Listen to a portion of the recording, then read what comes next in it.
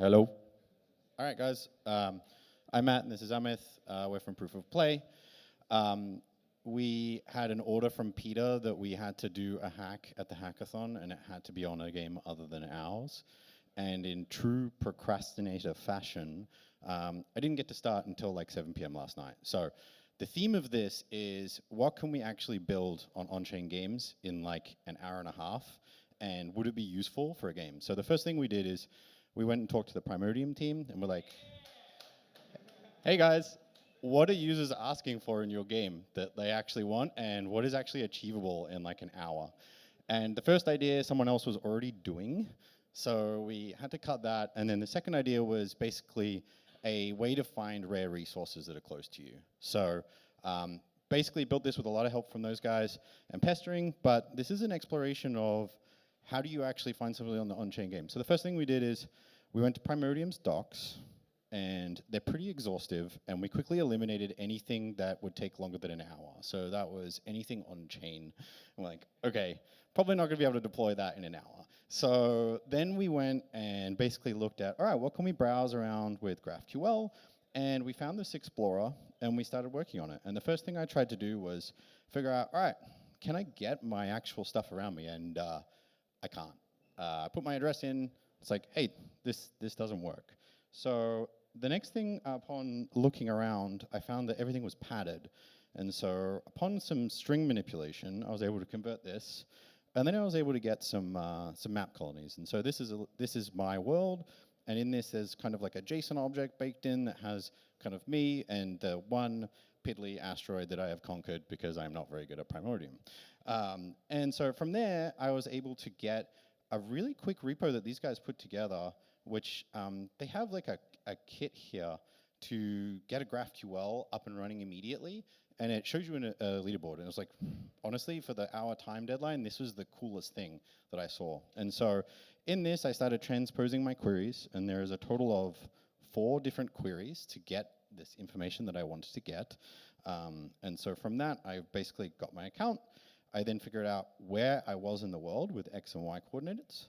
I then got a bounding box around me to figure out what things are near me. And then from there, I went in and had to figure out like what things are actually asteroids and what are the types of data they have. You can see down here, like in the interest of time, I did not even rename their component because we're on a race here to get the 1 hour deadline. And then a lot of fungibility. So where I would say one of the disadvantages we have right now in a lot of on-chain games is we have to pack our types so tightly that in order to actually build something on them, you have to have kind of intimate knowledge. So things like this, like repacking, things like getting an entity and then like converting it to bytes is all pretty difficult. But the end result is we have this little client, which let me show you the one that's live. That you can go onto here. It's probably a little small for the demonstration, but you can go to primordium-resource-finder.vercel.app. You can drop your address in here. I've preloaded mine. You can put a box size. So if you want to see really far around you, you can put like a really big box size, and you can choose what resources you want to find. And this will tell you, where these rare resources are, the coordinates, and you can go and find them. So I would say like for the short amount of time, we're in a pretty good space for finding information from games. So I would say there's still some work to do, but pretty cool. And a shout out to the Primordium guys for helping me come up with the idea. And if anyone's actually hardcore, much better than me, come and use the game. Come and use the app. Yeah. So Matt, our team, but he actually did all the work. I was supposed to do UI and just didn't do any of it. So I'll just talk a little bit about what I would have done here. And essentially, I think you can basically turn this into a search interface for Primordium, right? You can do a Command K, like instant search. I think that'd be a really cool way of being able to browse the star map. The other thing is just like when you think about the developer experience here, because that's part of why I think we're here. It's pretty obvious that having abstractions like GraphQL actually enable more modability. We've seen that in our own game where people are hitting our GraphQL versus trying to hit the contracts directly. So the GQL being available was like super useful.